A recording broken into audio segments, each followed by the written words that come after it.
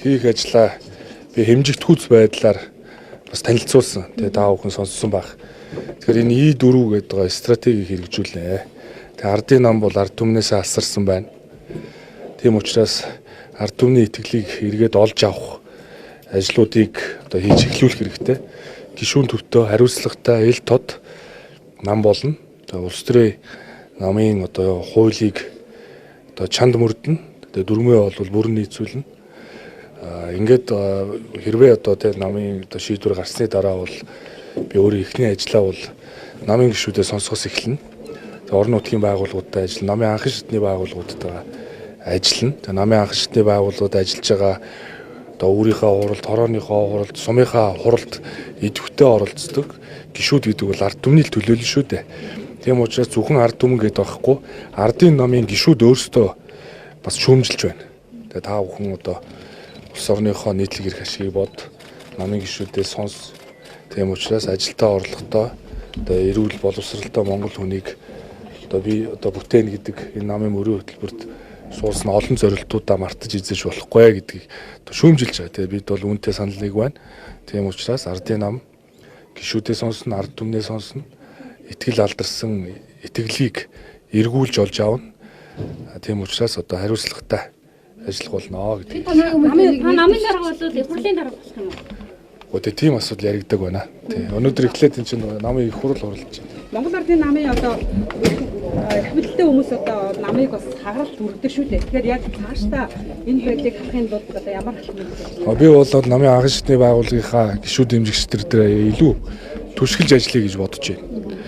За бүх төвшөнд эн чинь бол Ахмад дунд залуу үеийн төлөөллийн оролцоог тэг шангана. Намын дэргэдэх төрийн бус байгууллагууд, эмэгтэйчүүд, залуучууд, оюутнууд, ахмадууд гэсэн байгууллагуудынхаа чадварыг бэхжүүлнэ. Дээрээс нь ер нь одоо ингээд нэг тооноор орж ирээд нэр дэвшдэг. За одоо намын ажил, амьдрал, төрийн ажлын туршлага муутай хүмүүсийг одоо бүх шатанд одоо улс төрийн дэмжлэг үзүүлснээсээ болоод одоо намын нэр хүнд унж байна.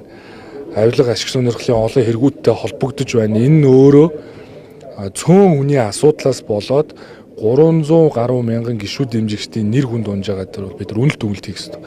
Дээрээс нь энэ мөрийн хөтөлбөр 72%-ийг нь засгийн газрын хөтөлбөр тусгасан байдаг. Сая 5 жилийн чиглэл дээр ч гэсэн тусгасан. Тэгээ намын мөрийн хөтөлбөрөөр хэрэгжүүлнэ гэж ард иргэдэд амлчаад мөрийн хөтөлбөр дээр үнэлгээ хийж чадахгүй байна. Тийм учраас мөрийн хөтөлбөрийн хэрэгжилтэн дээр үнэлгээ хийх одоо баг байгуулна. Тэгээ мөрийн хөтөлбөр дээр үнэлгээ хийн. За ингээ үнэлгээд хэрвээ тухайн салбарт мөрийн хөтөлбөр хэрэгжиж байгаа бол хэрэгжихгүй байгаа бол одоо тэр тухайн засгийн газрын гишүүнд тэр төрийн захиргааны төв байгууллагад за намын одоо зүгээс улс төрийн дэмжлэгээр одоо томилогдсон сонгуульт албан тушаалтнуудад хариуцлага ярина.